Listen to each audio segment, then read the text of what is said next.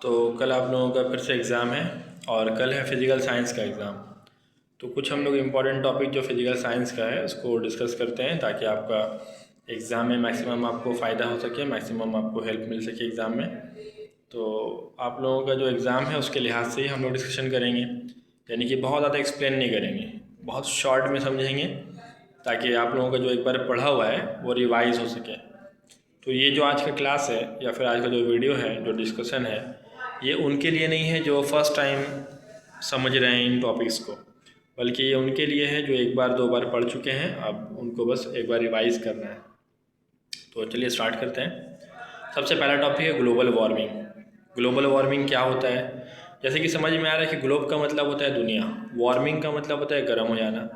तो दुनिया का यानी कि ज़मीन का एक एवरेज टेम्परेचर होता है, तो उसी एवरेज टेम्परेचर से ज़्यादा टेम्परेचर हो जाने के अमल को, या फिर एवरेज टेम्परेचर से बढ़ जाने, टेम्परेचर के बढ़ जाने के अमल को बोला जाता है ग्लोबल वार्मिंग। और अगर सिंपल वर्ड में इसको समझा जाए तो ज़मीन का जो टेम्परेचर बढ़ जाता है उसको बोला जाता है ग्लोबल वार्मिंग। उसके बाद हम लोगों का अगला टॉपिक है बायोमास किसे कहते हैं।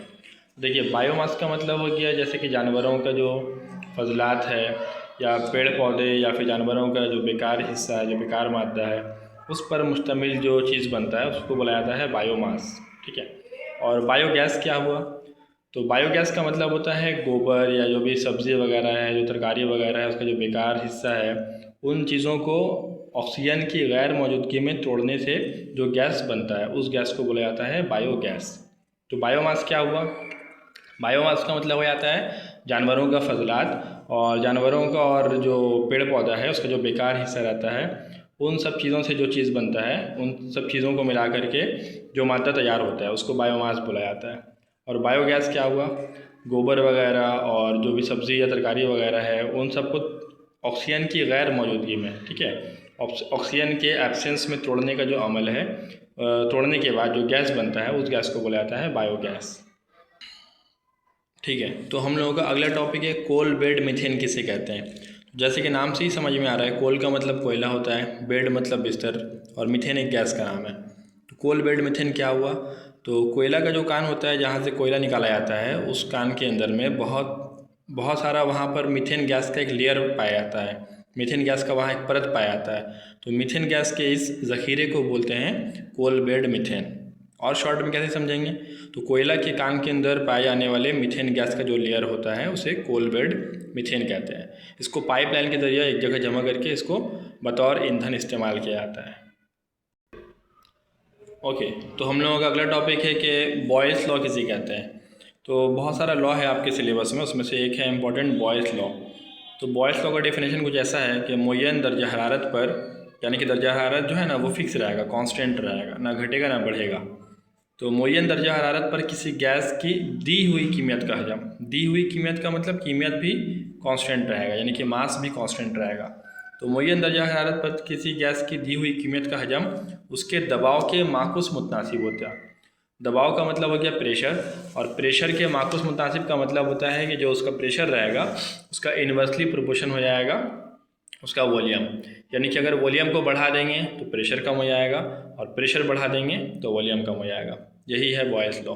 इसमें दो कांस्टेंट हैं, एक है दर्जा हरारत और एक है मास। ओके। तो हम लोगों का अगला जो टॉपिक है उसका नाम है चार्ल्स लॉ। तो चार्ल्स लॉ जो है असल में एक तरह से बॉयल्स लॉ का थोड़ा सा रिवर्स है। उसमें मुय्यन दर्जा हरारत था, इसमें मुय्यन दबाव है, लेकिन इसमें कुछ टर्म्स और कंडीशन है। पहले हम शॉर्ट में समझाते हैं, फिर हम थोड़ा डिटेल में एक्सप्लेन कर देंगे। तो बॉयल्स लॉ में था कि अगर हम लोग क्या करेंगे, अगर वॉल्यूम बढ़ता है तो प्रेशर घट जाएगा, और वॉल्यूम घटता है तो प्रेशर बढ़ जाएगा। तो वॉल्यूम और प्रेशर में वहाँ कनेक्शन था, यहाँ वॉल्यूम और टेम्परेचर में कनेक्शन है। यानी कि चार्ल्स लॉ में अगर टेम्परेचर को बढ़ाएंगे तो वॉल्यूम बढ़ जाएगा, और टेम्परेचर कम करेंगे तो वॉल्यूम भी कम हो जाएगा। ठीक है। अब पूरा स्टेटमेंट क्या है? तो चार्ल्स लॉ के हिसाब से मुय्यन दबाव पर, यानी कि अगर दबाव को हम फिक्स करते हैं, ठीक है, तो मुय्यन दबाव पर किसी गैस की दी हुई कीमियत का हजम, दी हुई कीमियत का मतलब यहाँ पर भी मास कांस्टेंट है, तो किसी गैस की दी हुई कीमियत का हजम, हजम यानी कि वॉल्यूम। ठीक है। अब आता है ट्विस्ट। अब ट्विस्ट क्या आता है कि किसी गैस की दी हुई कीमियत का हजम 1 डिग्री सी टेम्परेचर बढ़ाने या घटाने पर उसी गैस के 0 डिग्री वाले हजम का 1/273वां हिस्सा घट या बढ़ जाएगा। मतलब ये हो रहा है कि अगर हम टेम्परेचर को 1 डिग्री अगर बढ़ाते हैं तो 0 डिग्री टेम्परेचर में जो उसका वॉल्यूम था उसके हिसाब से 1/273वां हिस्सा बढ़ जाएगा, और अगर हम 1 डिग्री टेम्परेचर कम कर रहे हैं तो 0 डिग्री टेम्परेचर में जो उसका हजम था उसके हिसाब से 1/273वां हिस्सा घट जाएगा। ठीक है, और सिंपल अल्फाज में क्या बोलेंगे, चार्ल्स लो ये बोलता है कि अगर टेम्परेचर हम बढ़ाएंगे तो वॉल्यूम बढ़ेगा, टेम्परेचर कम करेंगे तो वॉल्यूम कम हो जाएगा। तो अगला टॉपिक है कि एब्सोल्यूट ज़ीरो टेम्परेचर क्या है।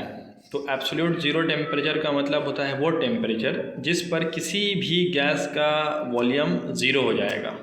तो किसी भी गैस का वॉल्यूम जिस टेम्परेचर पर, जिस दर्जे हरारत पर ज़ीरो हो जाता है उसको बोलते हैं एब्सोल्यूट ज़ीरो टेम्परेचर। इसका वैल्यू कितना है, इसकी कीमत क्या है, तो इसका वैल्यू है -273 डिग्री सेल्सियस, -273 डिग्री सी इसकी कीमत है। तो हम लोगों का अगला टॉपिक है कि आइडियल गैस क्या है।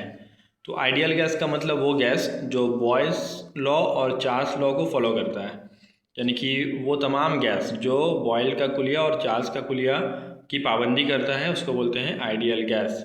और रियल गैस क्या है, तो वो तमाम गैस जो बॉयस लॉ और चार्ल्स लॉ की पाबंदी नहीं करता है, ठीक है, उसे रियल गैस कहते हैं।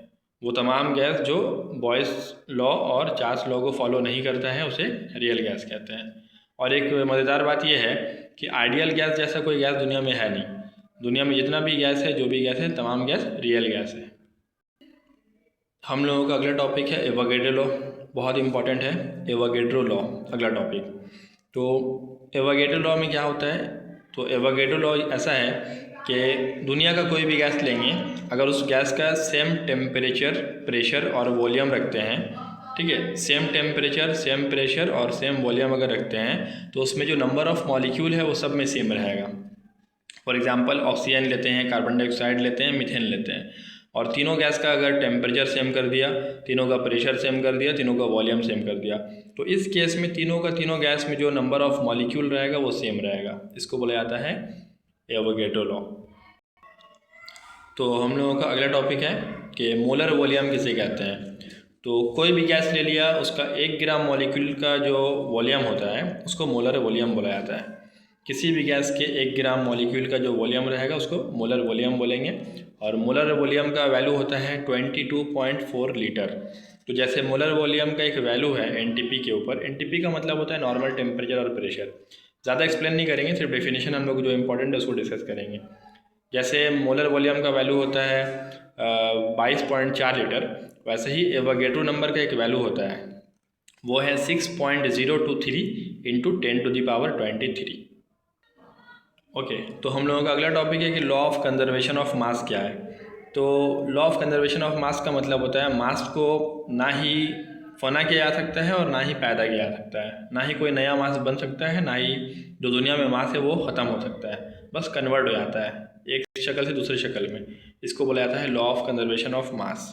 और अच्छे से बोलेंगे अगर तो इसको हम लोग ऐसे बोल सकते हैं कि किसी भी कीमियाई तामुल के दौरान मादे की मजमूई मिकदार हमेशा मुअय्यन रहती है, यानी कि फ़िक्स रहती है, यानी कांस्टेंट रहती है, जो चेंज नहीं होता है। 3 टॉपिक हैं, एक है कोफिशिएंट ऑफ लीनियर एक्सपेंशन, एक है कोफिशिएंट ऑफ सुपरफिशियल एक्सपेंशन, और एक है कोफिशिएंट ऑफ क्यूबिकल एक्सपेंशन। इसको आप लोग पढ़ के आइएगा। अगला टॉपिक है हम लोगों का लीनियर मैग्नीफिकेशन किसको बोला जाता है। लीनियर मैग्नीफिकेशन, तो किसी भी चीज़ का जो इमेज का साइज़ होता है और उसी चीज़ का जो अपना साइज़ होता है, इसके रेशियो को बोलते हैं लीनियर मैग्नीफिकेशन। किसी भी चीज़ का अपना साइज़ और उसी चीज़ का, किसी भी चीज़ के इमेज का साइज़ और उसका अपना साइज़, इसके रेशियो को बोला जाता है लीनियर मैग्नीफिकेशन। तो हम लोगों का अगला टॉपिक है मायोपिया क्या है। तो मायोपिया एक बीमारी है, इसमें इंसान को सामने की चीज़ों को देख पाता है इंसान, लेकिन इंसान को सामने दूर की चीज़ें दिखाई नहीं देती हैं या धुंधला दिखाई देता है, उसको बोला जाता है मायोपिया। यानी कि सामने जो भी चीज़ होगा उसको हम देख पाएंगे, जो चीज़ ज़्यादा दूर में होगा उसको नहीं देख पाएंगे। इस बीमारी को बोला जाता है मायोपिया। इसका एक और नाम है शॉर्ट साइटेडनेस। अच्छा, इस बीमारी में कौन सा लेंस का इस्तेमाल होता है, तो इस बीमारी को ठीक करने के लिए कनकेव लेंस का इस्तेमाल होता है। एक दूसरा बीमारी है जिसका नाम है हाइपरमेट्रोपिया। तो हाइपरमेट्रोपिया में क्या होता है, इंसान को सामने का नहीं दिखेगा लेकिन दूर का दिखेगा। तो इस बीमारी को ठीक करने के लिए इंसान को कन्वेक्स लेंस का इस्तेमाल करना पड़ता है। और हाइपरमेट्रोपिया का एक और नाम है लॉन्ग साइटेडनेस। हम लोगों का अगला टॉपिक है स्पेक्ट्रम। क्या है स्पेक्ट्रम? तो किसी भी सफ़ेद रोशनी को जब हम लोग मंसूर यानी कि प्रिज्म से गुजारते हैं तो वो 7 अलग अलग रंग में डिवाइड हो जाता है। इसी को बोला जाता है स्पेक्ट्रम। ठीक है, इस रंगों की पट्टी को बोलते हैं स्पेक्ट्रम। उसके बाद इसका फिर 2 हिस्सा है, प्योर स्पेक्ट्रम और इम्प्योर स्पेक्ट्रम। तो अगर वाइट लाइट को हम प्रिज्म से पास करवाते हैं और 7 रंग की पट्टी साफ साफ अगर दिखाई देती है तो इस पट्टी को बोलेंगे प्योर स्पेक्ट्रम।